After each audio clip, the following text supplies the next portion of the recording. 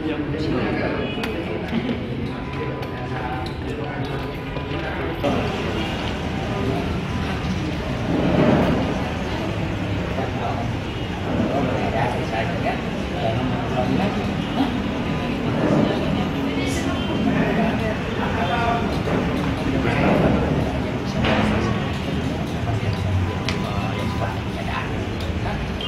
minggu Pak.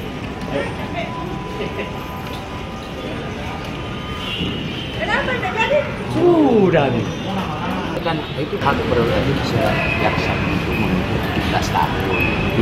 Ya, itu nanti kita lihat karena kita juga belum mengajukan nota pembelaan. Pembelaan itu kan kita melihat bahwa fakta sidangnya memang seperti itu. Cuman ya terdakwa menyadari adalah majelis hakim punya pertimbangan hal meringankan. Ya, artinya terdakwa itu terbukti.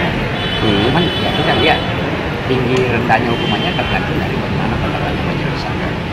Kalau menurut kita sendiri Kak, apakah itu terlalu tinggi atau gimana? Ya tidak bisa saya komentari tuntutan itu, tapi yang jelasnya saya tetap akan mengajukan pembelaan sesuai dengan fakta sidang. Karena tuntutan ya pasal itu memang seperti itu. Cuman ya kalau dia mau pasal dengan ayat yang berbeda kan tentu juga beda tuntutannya. Tapi kita nanti yang mana bisa